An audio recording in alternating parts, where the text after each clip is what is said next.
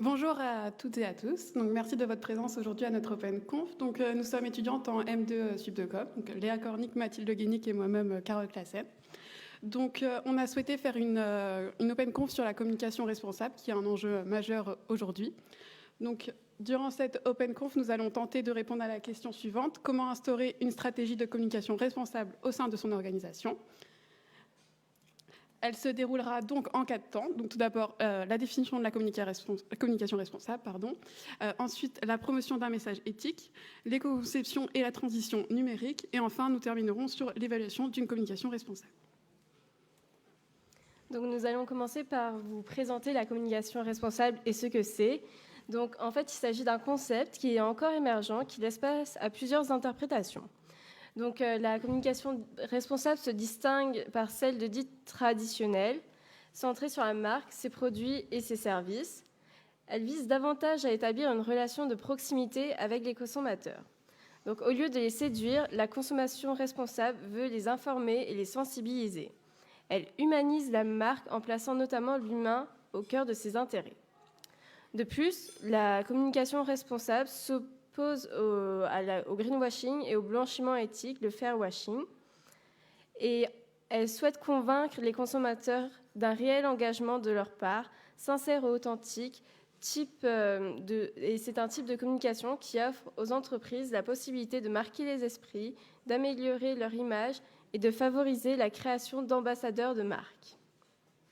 Avec les exigences de plus en plus élevées des consommateurs avertis de toutes les parties prenantes qui s'intéressent aux activités de l'entreprise, la communication responsable devient maintenant un passage obligé. Cette transition s'accélère également en raison du contexte sanitaire qui incite les marques à jeter un regard critique à leur propre stratégie. Donc, les 3 piliers de la communication responsable sont la véracité des messages conçus et déployés. Le communicant ne doit plus s'affranchir de sa responsabilité face aux messages émis par son entreprise. L'éco-socio-conception des actions et des outils de communication. Et enfin, l'intégration des parties prenantes tout au long de la communication et dès la conception. Alors, il y a 3 façons d'aborder la communication responsable. Et pour cela, il s'agit tout d'abord d'une communication engagée qui prend part et qui participe à la construction d'un monde responsable, de par la promotion de produits et de causes vertueuses qui changent le monde avec une honnêteté et une authenticité dans les messages transmis. Il s'agit aussi également d'une éco-communication qui vise à réduire les impacts liés au métier de la communication auquel nous en faisons partie. Donc, il s'agit de la consommation des ressources naturelles, de l'utilisation des produits nocifs ou dangereux, notamment pour les encres et les solvants, et ainsi la production de déchets ou liés à la fabrication de nos supports de communication. Enfin, il s'agit de la communication sur les enjeux et les engagements des différentes organisations en matière de développement durable et de responsabilité sociétale des entreprises. Donc, nous allons vous montrer quelques exemples de communication responsable. Donc ici, par exemple, la marque Anaod, donc une marque de textile bretonne, qui a fait une campagne de communication responsable sur son Instagram, donc sous forme carrousel. Donc elle nous explique pourquoi son sweat ne coûte pas 30 €.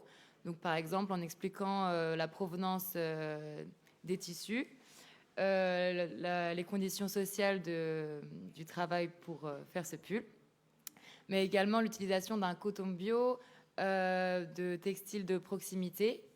Et donc voilà, donc, l'explication pourquoi le sweat coûte ce prix-là et non pas 30 €. Une autre communication responsable, donc c'est une des premières campagnes de communication responsable qui a été créée. Donc il s'agit de Monsieur Wind. Donc malgré le côté désagréable du vent, donc celui-ci est utile, personnifié dans cette publicité créative et inventive. Le vent a sa place parmi nous et a le pouvoir de changer les choses. Cette publicité décalée, Lion d'or à Cannes en 2008, signée TBWA, joue sur l'empathie pour nous faire ressentir tout un panel de sentiments. À double sens, la publicité nous rappelle aussi l'importance d'être bienveillant envers ceux qui sont mis en marge de la société. L'acceptation de l'autre est donc tout autant au programme. Donc je vous laisse visionner ça.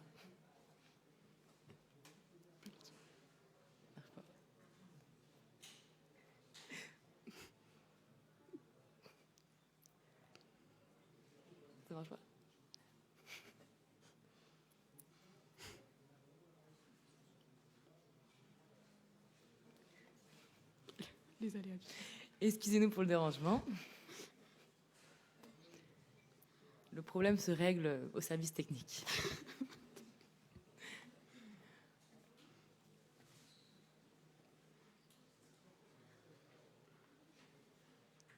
On peut regarder son son sinon.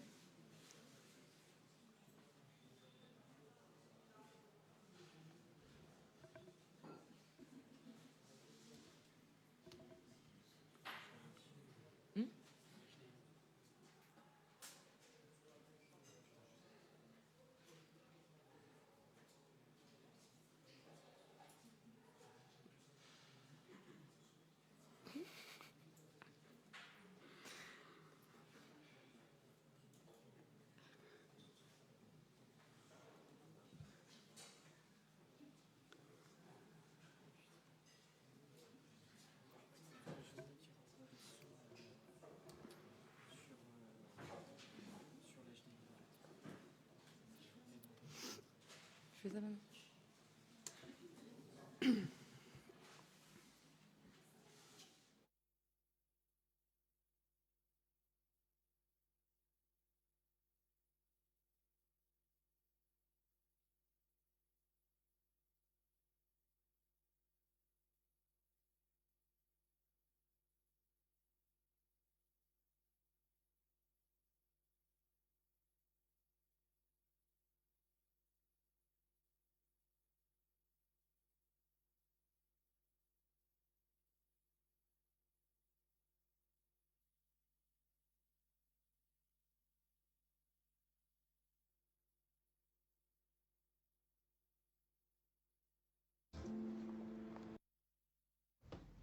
I think I was always misunderstood. People just didn't seem to like me. I think I annoyed them. I got on their nerves. I don't know why. That's just the way it was. Yeah. Maybe I was too intense. Maybe I came on too strong. I don't know. I really can't say. Yeah, it was lonely. Really lonely. But you get used to it after a while. And then one day everything changed. Somebody finally accepted me for what I am. Since I've got this job, life is completely different. I finally feel useful, good at something.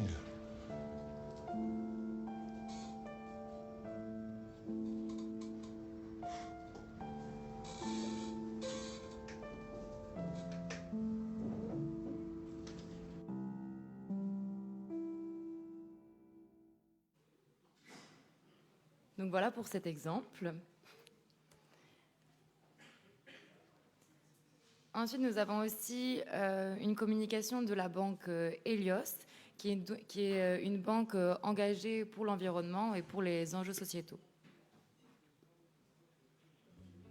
Le changement climatique est plus rapide que nous et le temps presse. Avec Helios, mon argent a le pouvoir de changer le monde. Je contribue à construire un monde plus durable pour les générations futures. Je finance l'agriculture locale, les énergies renouvelables, la protection de la biodiversité, sans que cela ne change rien pour moi. Je pilote mes dépenses facilement depuis mon application. Ouvrez votre compte bancaire Helios en quelques minutes, dès aujourd'hui. Donc voilà, je ne sais pas si vous avez compris, mais en fait, c'est une banque qui utilise votre argent que vous placez donc sur votre compte pour agir pour des actions environnementales ou sociétales. Voilà, plutôt que de placer votre argent dans je ne sais pas quoi.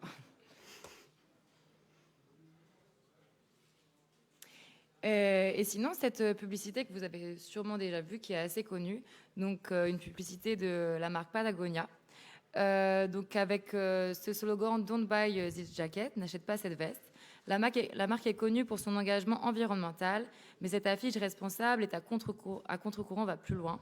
Ce message courageux, en pleine journée de Black Friday de 2011, à une époque où la seconde main n'est pas aussi à la mode qu'aujourd'hui, la marque prend des risques allant jusqu'à exposer les R, Reduce, Reuse, Recycle et Reimagine, visant à réduire entièrement l'achat de produits neufs.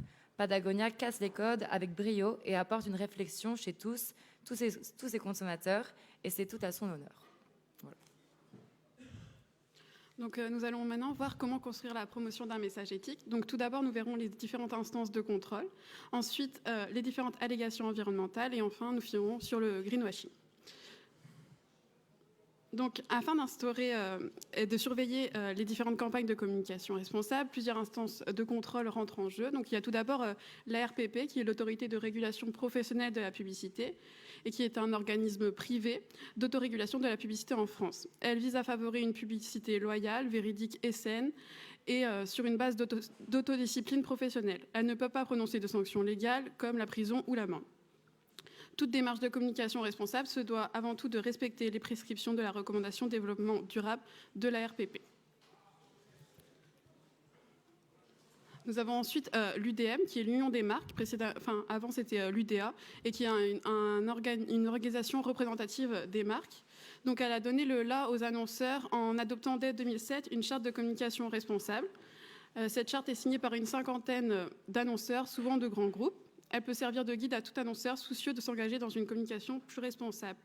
Donc, elle est composée de 5 principes qui sont de bâtir un code de communication responsable et d'y inscrire l'ensemble de ses prises de parole, d'inciter les publics auxquels on s'adresse à des comportements responsables, d'utiliser avec respect les informations relatives à la vie privée de ses collaborateurs et clients dans ses actions marketing et communication, d'engager un processus permettant de valider les communications avant leur diffusion, et enfin d'intégrer les impacts environnementaux et sociaux dans les critères de choix des supports de communication. Enfin, nous avons l'Association des agences conseils en communication, donc, qui a créé une commission de développement durable dont l'objectif est de conseiller ses membres soucieux de concevoir et de produire une communication plus responsable. Donc, la AACC souligne que communiquer responsable concerne bien sûr les impacts environnementaux, mais aussi les impacts sur la société et les comportements. Donc ensuite, nous avons différentes allégations environnementales. Lorsque l'on veut promouvoir les qualités environnementales de ses produits ou la démarche responsable de son organisation, on est forcément tenté de recourir à un certain vocabulaire. Mais les termes éco-conçus, recyclables, compostables et bien d'autres ont un sens précis. En abuser risque de conduire l'annonceur dans le gouffre du greenwashing que nous verrons par la suite. Donc les allégations environnementales sont encadrées et il est important de s'y conformer. Donc le Conseil national de la consommation a fait en la matière un important travail qui peut servir de base aux publicitaires et autres communicants.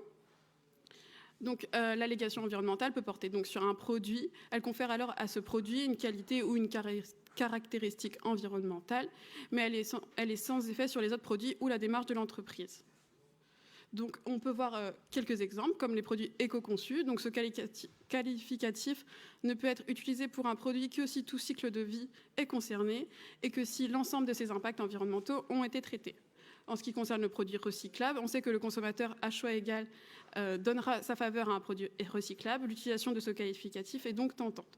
Mais celle-ci est soumise à plusieurs conditions. Elle doit être indiquée dans la publicité, les éléments qui sont recyclables et, si possible, le pourcentage correspondant. Le recours à la note de Mobius est alors la solution. Indiquer les conditions de recyclage, guider le consommateur quant à la poubelle à utiliser. Et il est également important de rappeler que la qualité recyclable du produit ne peut devenir un argument publicitaire que si le circuit de recyclage est facile d'accès pour le consommateur. Enfin, un produit naturel ne peut être intégré qu'à une dénomination de produit que si celui-ci est composé au moins à 95% en poids de composants naturels, c'est-à-dire n'ayant pas subi de transformation notoire. Donc maintenant, on va voir le terme du greenwashing qui a été utilisé pour la première fois dans les fins des années 80 aux États-Unis. Donc il est composé bien sûr du mot green qui signifie vert dans le sens écologique et du terme whitewashing qui signifie blanchir ou dissimuler une information. Donc les informations transmises sont ainsi une présentation déformée des faits et de la réalité. Cela peut aussi bien passer par le fond que par la forme. L'éco-blanchiment touche de nombreuses entreprises et secteurs comme la mode, le cosmétique, les voitures ou encore le tourisme. C'est une pratique qui est désormais interdite par la loi. En avril 2021, nos députés ont interdit la publicité pour la commercialisation et la promotion des énergies fossiles et durci les sanctions contre l'éco-blanchiment. Voilà, donc on va avoir différents exemples de greenwashing.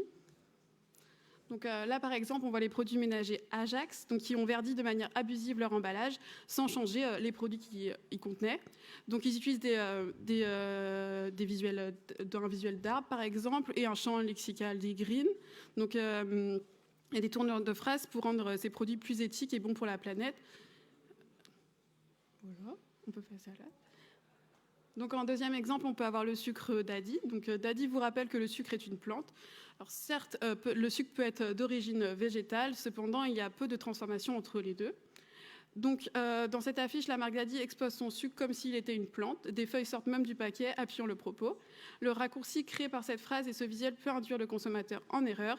Il peut être perçu comme vantant les qualités nutritionnelles du sucre, comme celles des végétaux. Celle-ci n'existe cependant pas, et c'est bien ce qui a interpellé le jury de déontologie publicitaire. La présentation générale du visuel est de nature à induire en erreur le consommateur sur les caractéristiques essentielles du produit et à l'inciter à consommer du sucre. Enfin, on peut aussi voir la campagne tout récente d'Adidas, qui a elle aussi été épinglée par le jury de déontologie publicitaire, car il semblerait induire le consommateur en erreur en affirmant que sa basket est 50% recyclée. On ne peut pas comprendre si la chaussure qui est fabriquée à partir de matériaux recyclés ou si elle est recyclable par la suite une fois sa vie terminée. Donc la campagne, elle respecte donc pas les points de la charte de clarté du message stipulée par la RPP et qui indique que la publicité doit être assez claire et précise sur les engagements qualité revendiqués. Adidas a aussi créé un logo pour accompagner son message. End Plastic Waste. Donc tout d'abord, il faut comprendre que ce n'est pas en achetant un produit qui comporte un élément fabriqué à 50% de plastique recyclé que l'on va arrêter les déchets plastiques. La marque nous fait croire donc qu'en achetant ces chaussures, nous allons mettre un terme à l'utilisation excessive de plastique, ce qui est faux. Et enfin, pour donner voix à cette campagne, Adidas a également créé du contenu pour les réseaux sociaux que vous pouvez voir à droite. Donc dans ce visuel, on voit une plante sortir de la chaussure, ce qui renforce l'attrait écologique et proche de la nature. Encore une fois, il s'agit d'un simple principe visuel pour faire croire aux consommateurs qu'en achetant des Stan Smith, il sauvera la planète. Donc, comment éviter cette pratique non environnementale ? Donc, l'ADEME conseille aux marques de vérifier que le message réalisé par l'agence ou les communicants respecte les grands principes d'un marketing éthique et évite le greenwashing. Donc, pour cela, on peut retenir quelques points. Le vocabulaire utilisé doit être clair et précis, l'information complète, un message proportionnel à ce qui est de la réalité, les visuels ne doivent pas être ambigus et enfin, il ne faut pas transmettre un message non éco-responsable, c'est-à-dire une incitation à surconsommer ou à gaspiller. Et nous allons à présent vous parler de l'éco-conception et de la transition énergétique. Donc, en fait, malgré la digitalisation croissante de la communication, le print, il faut savoir qu'il garde une place de choix dans les supports de communication. Et aujourd'hui, il a même tendance à avoir des formats plus luxueux. Et dans une stratégie de communication responsable, le poste des impressions doit donc être l'objet d'une grande vigilance. Le débat papier versus numérique est un raccourci simpliste. Le véritable enjeu est de travailler sa campagne print pour en limiter le maximum les impacts sur l'environnement. Et c'est possible, notamment en choisissant bien le type de papier utilisé, en privilégiant certains types d'encre ou encore en choisissant un imprimeur labellisé. Donc nous allons commencer par vous détailler les bons choix à faire au niveau du papier. Il faut savoir que plusieurs critères rentrent en compte, notamment le choix du grammage du papier, car plus il sera épais, plus il demandera une grande consommation d'énergie. Il faudra aussi tenir compte des caractéristiques du papier, notamment ce qui est lié à la blancheur, à l'opacité, au satinage ou autres effets esthétiques qu'on peut lui donner. Il faudra également choisir un papier recyclé, car ils sont facilement disponibles et ça serait bête de s'en priver. Et pour être défini comme papier recyclé, il faut savoir que 50% du papier doit être au moins d'origine recyclée. Et le choix d'un papier recyclé peut permettre une économie d'énergie allant de 50 à 60%, une économie d'eau qui peut aller jusqu'à 90%, et enfin une économie de CO2 d'environ 50% comparée à du papier classique.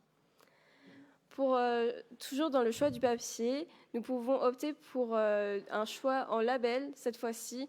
Donc il faut savoir qu'il existe de multiples labels, notamment le label FSC, qui est sans doute le plus connu, mais aussi le plus sélectif, car il concerne seulement 5% des forêts mondiales, qui se répartissent dans 80 pays seulement.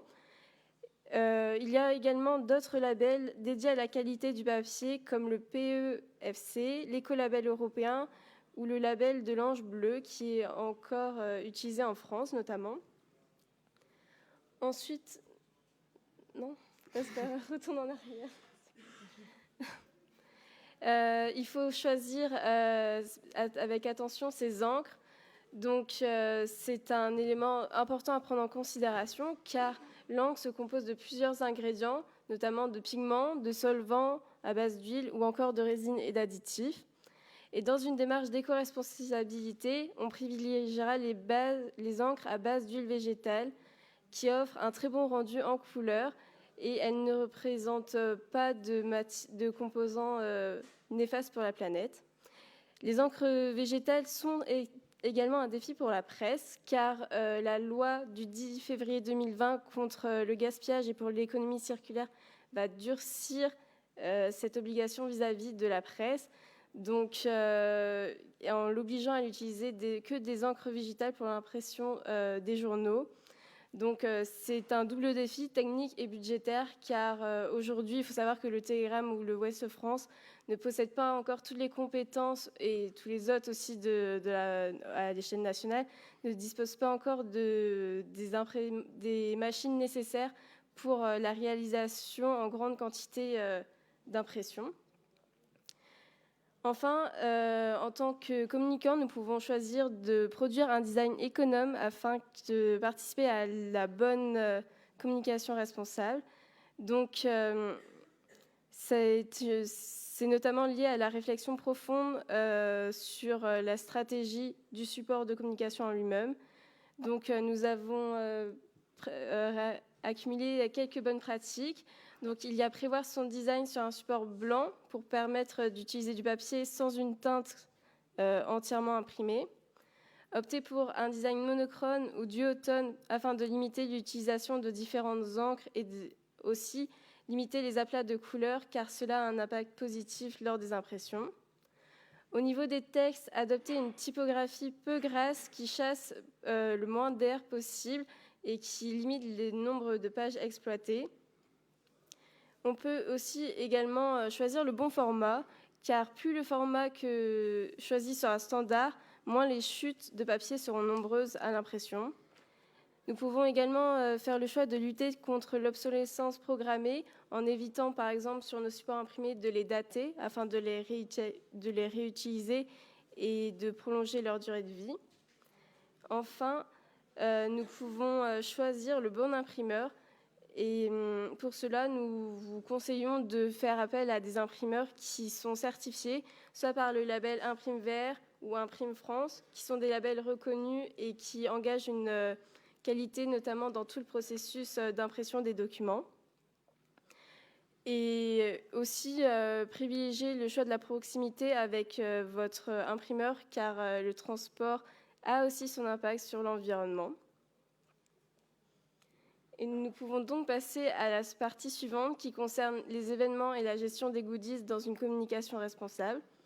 Donc, on sait que l'événementiel est souvent lourd en impacts environnementaux et on s'interrogera dans une démarche de communication responsable sur la pertinence du message que l'on souhaite transmettre à travers cet événement.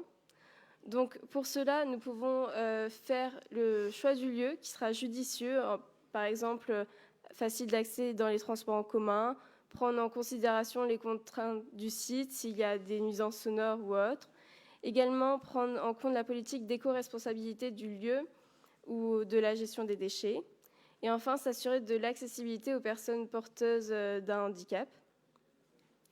Nous pouvons aussi facilement favoriser les matériaux lors d'un événement. Donc, comme on va aménager des espaces ou peut-être créer des décors ou faire une signalétique, ce sont des éléments qui nécessitent une réflexion au niveau des matériaux afin qu'ils soient les plus durables possibles.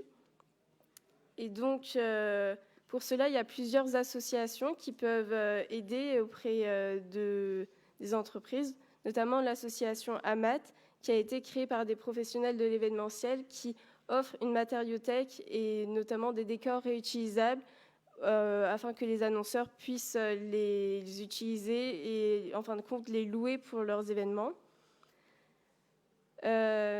Aussi, vous pouvez réduire votre impact de l'événement grâce à l'outil ADER, donc, qui signifie Autodiagnostic environnemental pour les responsables d'événements, qui est un outil qui identifie les postes de l'événement susceptibles de générer les plus forts impacts environnementaux. Alors pour vos événements, on sait qu'on fait souvent appel à des fournisseurs, donc traiteurs, prestations vidéo, etc. On recommande aussi de choisir la proximité, toujours pour la même fonction au niveau des trajets et de la meilleure compréhension de la demande. Et enfin, de choisir des fournisseurs engagés écologiquement.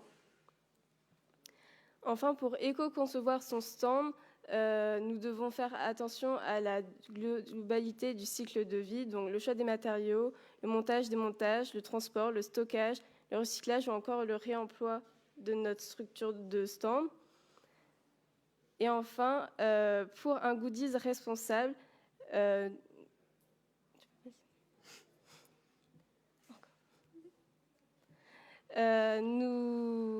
on sait que les goodies font plaisir à bien des communicants et qu'ils sont très utilisés, notamment lors des salons ou d'autres événements.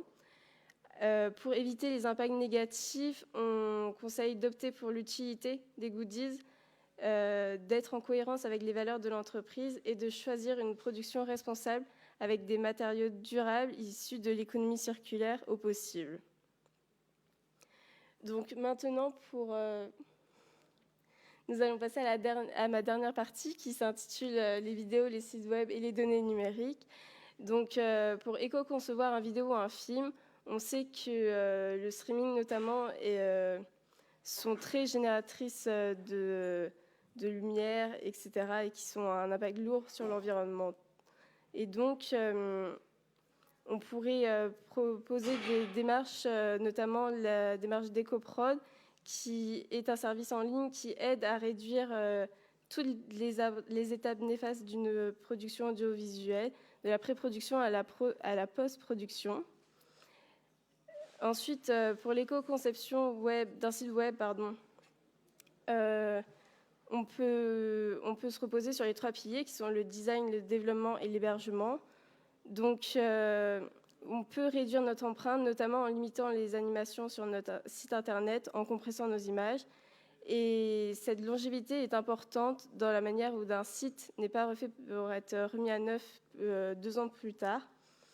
La partie développement et l'intégration du design au code réduira aussi l'impact du site internet, car de nombreuses lignes de code sont inutiles et peuvent alourdir le site. Et concernant l'hébergement, celui-ci peut être plus éco-responsable, car on sait qu'un hébergement va nécessiter d'avoir des serveurs fonctionnant 24 heures sur 24. Et en choisissant un hébergement roulant 100% sur une énergie renouvelable, l'impact environnemental du site sera limité, comme par exemple via l'hébergeur Infomaniac. Alors, pour aborder notre dernier sujet sur les données personnelles, et notamment suite aux nouvelles réglementations de l'ANI, on va vous passer la vidéo suivante.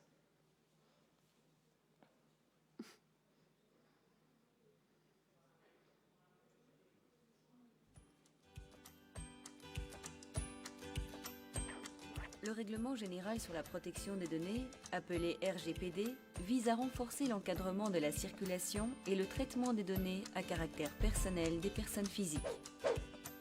Il vise à la fois à renforcer le droit des personnes dont les données sont traitées et à responsabiliser les entreprises qui traitent des données grâce à un mécanisme de accountability. Le RGPD sera applicable à partir du 25 mai 2018. Le RGPD impose tout d'abord de respecter le principe de protection des données personnelles et de la vie privée dès la conception de tout projet. Il impose d'avoir une vision globale des traitements. Les entreprises de plus de 250 salariés ou qui traitent régulièrement des données devront recenser les traitements qu'elles mettent en œuvre dans un registre des traitements. L'entreprise doit être en mesure de prouver que les traitements de données à caractère personnel mis en œuvre respectent les règles applicables. Toute violation de données à caractère personnel doit être notifiée aux autorités et aux personnes concernées. Le RGPD impose également de réaliser une étude d'impact sur la vie privée pour les traitements à risque. Les personnes doivent être informées de la durée de conservation des données, de l'existence de profilage, de leurs droits et des voies de recours disponibles. Ces informations doivent être présentées de manière claire et concise.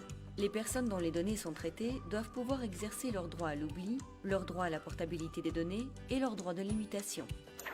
Enfin, le RGPD impose, pour les organismes publics et les entreprises amenés à réaliser un suivi régulier et systématique des personnes à grande échelle, ou encore les organismes qui traitent des données sensibles, de désigner un délégué à la protection des données appelé Data Protection Officer.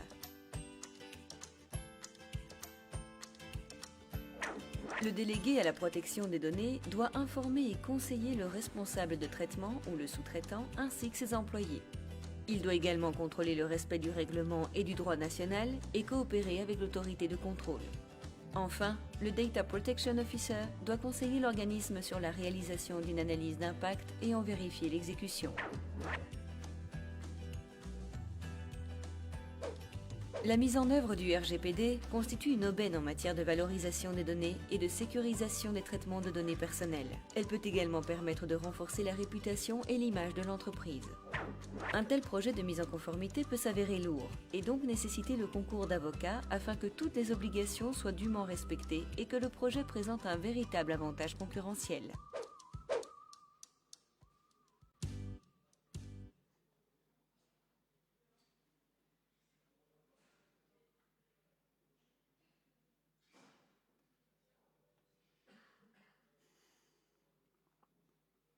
Nous allons maintenant vous parler de l'évaluation de la communication responsable.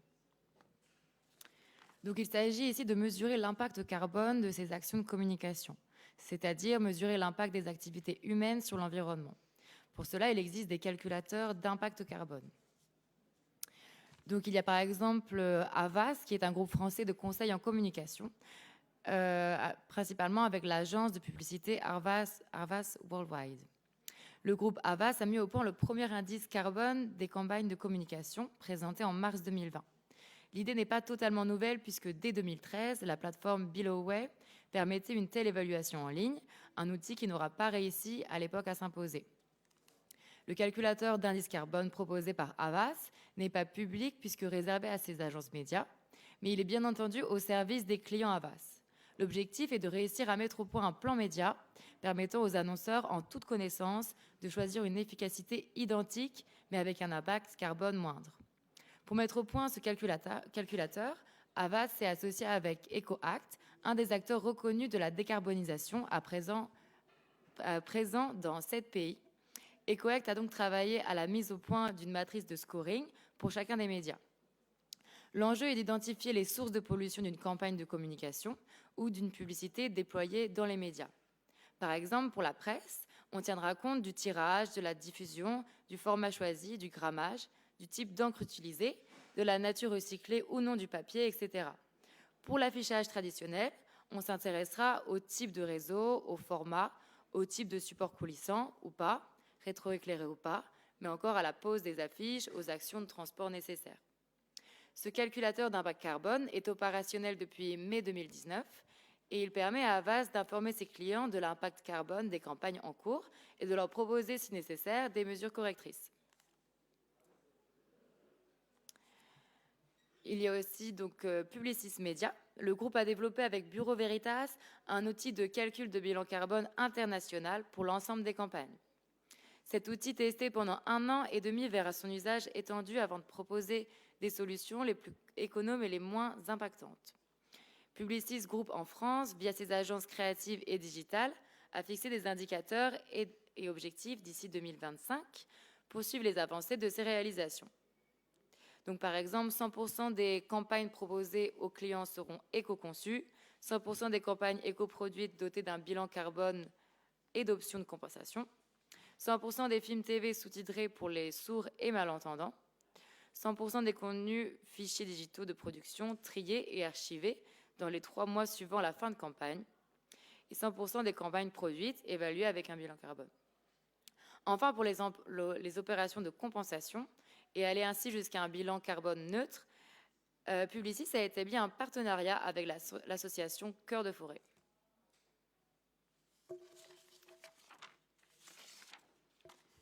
Une autre manière de compenser les impacts environnementaux des activités de communication est de sensibiliser le grand public, les collaborateurs ou les parties prenantes aux gros enjeux de la protection de l'environnement et du développement durable.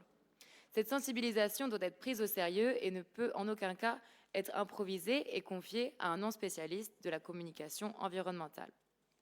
Suggérons 3 pistes. Donc, dès le départ, l'objectif à atteindre doit être défini clairement. Il va déterminer les moyens utilisés pour y parvenir. Pour faire simple, on peut schématiser 3 types d'objectifs. Informer, on va avant tout transmettre une information ou un message précis. Un affichage, un mini-guide, une page web ou encore une exposition, une conférence feront le job. Former, on ne veut plus simplement transmettre une information, mais un savoir-faire. Le moyen type pourrait être, par exemple, d'organiser ou d'animer un atelier. Mobiliser, on désire aller plus loin en suscitant l'intérêt et en suscitant à l'action. On vise une évaluation des comportements. Cette mobilisation passera sans doute par des actions concrètes et aussi plus engageantes. La sensibilisation sera peut-être plus facile si on décide de profiter d'une semaine ou d'une journée dédiée aux enjeux environnementaux. Il en existe plusieurs. En voici le calendrier. La plupart fonctionnent sur le principe des appels à projets. Alors, pourquoi ne pas en profiter? Vous pouvez choisir par exemple la journée de l'eau ou la journée de la terre pour faire votre campagne de communication. Donc, sensibiliser aussi en interne. L'engagement de l'entreprise ne doit-il pas être partagé en priorité en interne? Nous en sommes convaincus. Sans obliger personne à adopter un point de vue qui ne soit pas le sien, il nous paraît essentiel que la direction de l'entreprise prenne le temps d'informer, mais aussi d'expliquer aux collaborateurs les orientations prises. Cela doit s'inscrire dans une dynamique de partage, mais aussi d'expression libre. Pour les collaborateurs qui le souhaiteraient, on pourrait imaginer leur participation à des actions ou à des formations. On pourrait envisager des prises de parole et mettre en place ainsi une démarche participative. Les collaborateurs les plus engagés pourraient devenir ambassadeurs de la démarche de l'entreprise. Et enfin, être créatif pour être écouté de son public est essentiel. Développer la créativité de vos actions sera un plus. En effet, la créativité attire l'œil du public, tout comme les campagnes choc qui marquent les esprits. L'utilisation du campaign stunt pourrait être prometteuse. Donc, voici un exemple de campaign stunt. Je ne sais pas si vous connaissez un peu le principe. Il s'agit donc d'une campagne street marketing en général qui a pour vocation de choquer un peu les esprits. Donc, voici un exemple de campaign stunt qui pourrait être adapté pour votre communication responsable.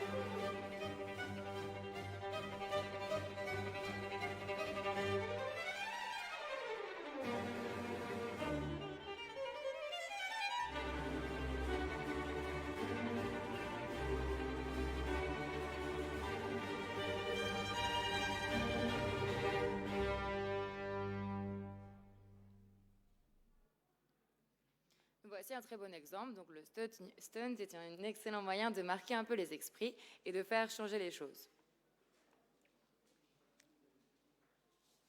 Donc maintenant, on va parler de l'intérêt de labelliser ces actions. Donc, cela permet de prouver la véracité de vos dires et de vos actions. Donc, je vais vous montrer un exemple de label. Il en existe plein et je vais vous montrer seulement quelques-uns parce que sinon on n'aurait pas fini.